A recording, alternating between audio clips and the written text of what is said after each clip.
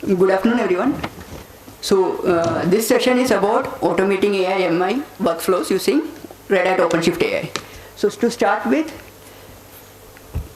we'll have to first understand what exactly is Red Hat OpenShift AI.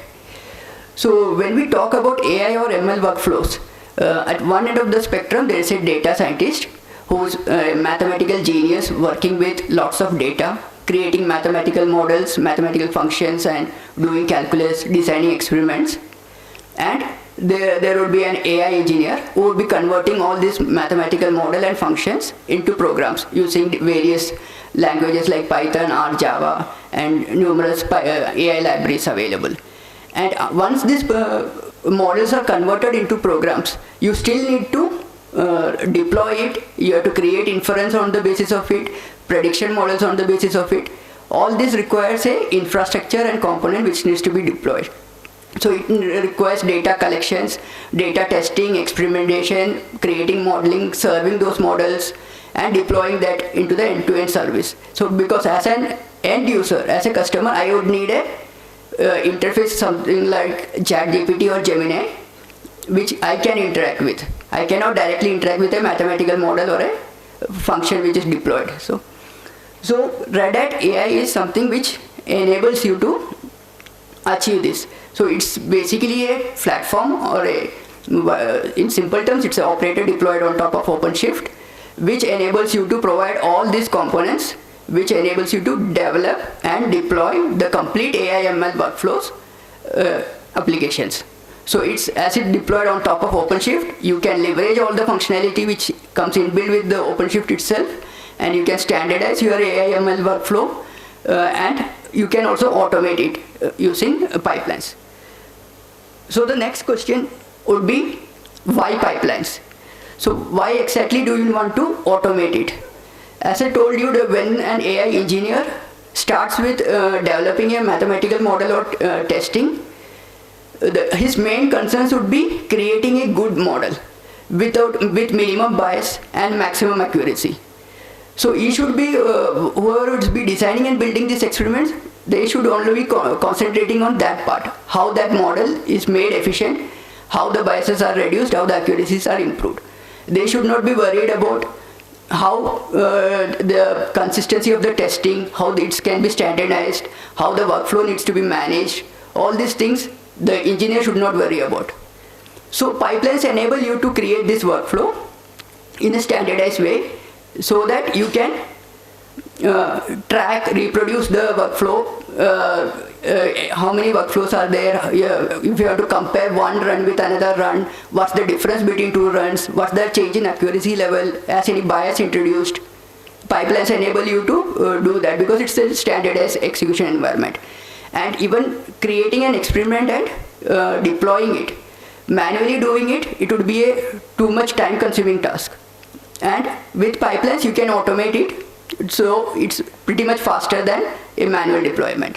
And obviously any experiment design, there will be a human bias involved when you are manually creating and running those experiments. Automating it eliminates all those biases. And obviously you can also schedule, when you are automating, you can schedule it as per your convenience.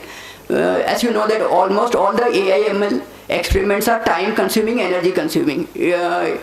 It's not always feasible that you develop and run the test, wait for the test to end to run another test. So if you want to execute and run all your tests during night time and do all your development works in the normal daytime, you can schedule it, the pipeline, to be executed as per your convenience. As Bill Gates once said, any efficient operations automized increases its efficiency, whereas any inefficient operation automized, it will magnify its inefficiency. So obviously what you automate, that's very important, and how you automate is also important. So when we come to automation of AI and MI workflows, there are a few basic concepts you need to understand before we go in further. So as I use the word pipelines in this context multiple times, so what exactly is a pipeline? In most basic term, pipeline is a basic configuration or a definition which is configured to understand or configure the workflow execution. For example, in basic computer science, everyone starts with something called as flowchart design and algorithm.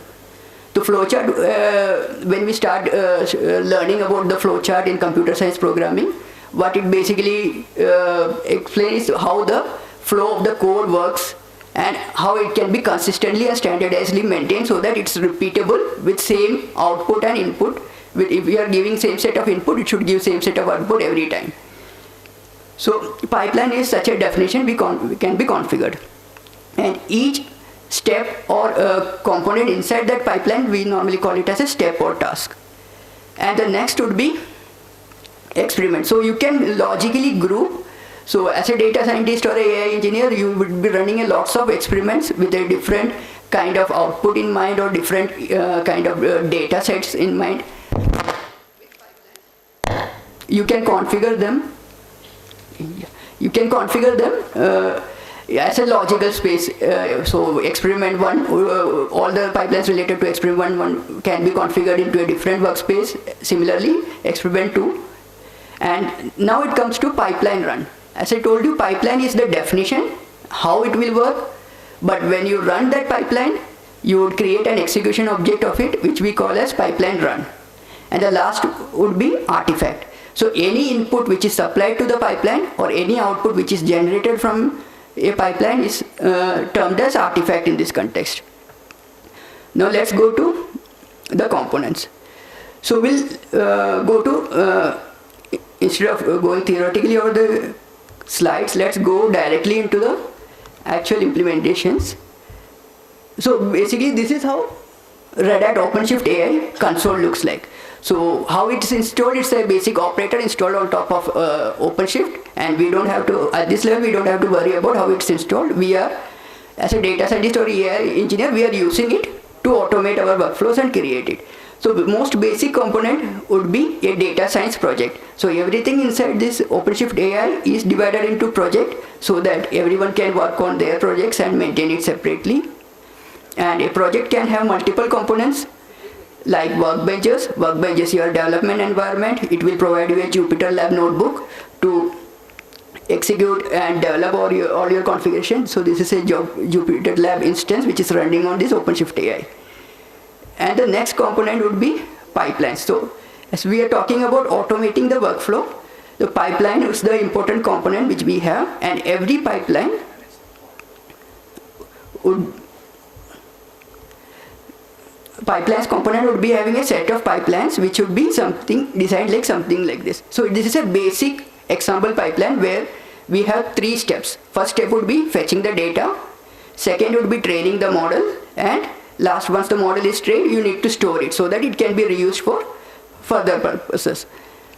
And once if you go to pipeline spec, so that's the graph that we seen, which is a DAG form, directed acyclic graph, which is used to create pipeline, but internally it's converted into an YAML execution mode. So this is the YAML specification which is creating that graph for you. So as a visual user or as an AI engineer, you don't have to worry about this YAML, creation of YAML. You can directly use a visual editor to create those pipelines. And similarly, you have execution instance of these pipelines. So you can have multiple pipelines running here. So all the pipeline which has been executed previously, you would be having this here. So basically any pipeline would be having the status, pipeline run would be having a status, whether it has been successfully executed or not. So each component basically would be either successful, you will see a green tick mark. If it's failed, you will see a red exclamation mark. And you can go and check the logs to check what's the issue with the pipeline. So you can directly do that everything from this UI itself. So that's another advantage. So now we comes to creating a pipeline. There are 2 ways in which a pipeline can be designed in Jupyter Lab or OpenShift AI. One would be visual editor, which is the most easiest way, and another would be a Python based library called kubeflow. So this is an launcher or a Jupyter Lab launcher. If you go here and open a pipeline editor, you will get a blank editor. Here you can just drag and drop all your components. Basically it's a whatever code you are doing. So this is an Python notebook extension. So I am writing the Python code how to execute this AI models or whatever. First step would be fetching the data. Here I am installing the Kaggle and just downloading my data using Kaggle. So that's the Python code for it. And second step would be training the model. So this also is a Python based code which uses Seaborn libraries to train the model. So in pipeline, when we are designing, when we can just drag and drop them and just connect them to create a pipeline. So, and then if you have to modify any of the properties, you just have to modify, like which runtime image needs to be executed for this particular component, what would be the CPU and GPU limits similarly. And once this is created, you can directly run it either from here, your Jupyter Lab notebook instance itself. So once it's run, you can find the run details over here. So there is a data store in backend which we are connecting, so all the artifacts are stored. So in this case I am using a S3 based object store. So here all the artifacts which is created by the pipeline run would be stored, and all the details of the pipeline run which would be running would be seen here. So actual execution will be seen here. And similarly here this is action, you can compare this with previous runs, etc. And if you go to pipeline, I can also have an option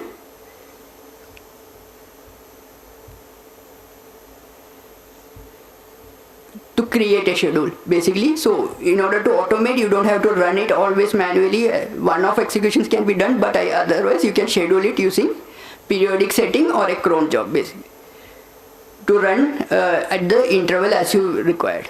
The second way that we need to, by which you can create an pipeline is using kubeflow SDK, as I told you. So kubeflow SDK is a Python library which can be used to create a Python base code. So your entire pipeline can be coded using this library. It's basically at DSL annotation. You have at DSL pipeline, at DSL components annotation used to code. So this is for basic administrators and everything who don't want to use any visual editor and wants everything to be embedded inside the code itself. If they want the pipeline itself, everything be coded, and an AI, as an AI engineer, I don't have to go and use any visual editor. I want to do everything within Python. Then for that you can use kubeflow SDK. So once this is deployed, this is a Python code, you need to compile it and convert into YAML representation. So which is something which we have seen in the actual component, the pipeline specification that we see here. So you need to convert it into that format. So this is, you can just run the Python command with that file name, with the kubeflow SDK will internally do it for you. So these are the two ways in which you can create and maintain the pipeline. So if you want to try it out, so at Red Hat Developer Hub, you have a sandbox instance available for OpenShift AI and OpenShift. So just go to Developer Sandbox, Red Hat Developer, and search for Sandbox. It will, if you create a login, you can just start your sandbox for free. Once the sandbox is available, it will give you 3 instances. One for OpenShift AI, OpenShift, and Dev Spaces. You can just directly launch the OpenShift AI from here. It will open the same interface I just shown you here. So anyone who wants to try it out can just go and just create a login, which is pretty much easy, and do it. So that's it from my end. Any questions?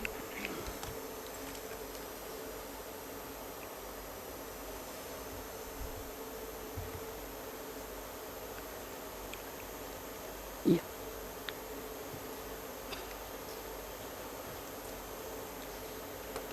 So same pipeline for this edge device deployment, I mean the same model, whatever you mentioned, so that is for the cloud, right? But what if we wanted to try it out for the edge devices, we want to deploy those models into the edge device. So whether this workflow would work or not, or how to customize.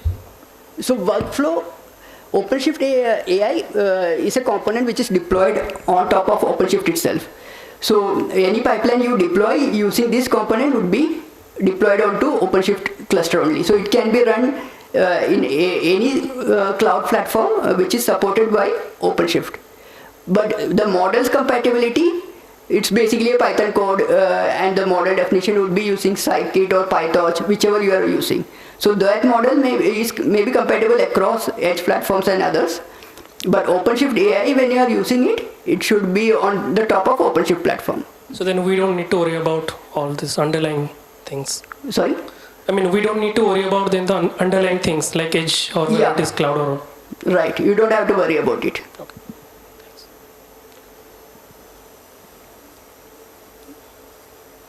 Anything?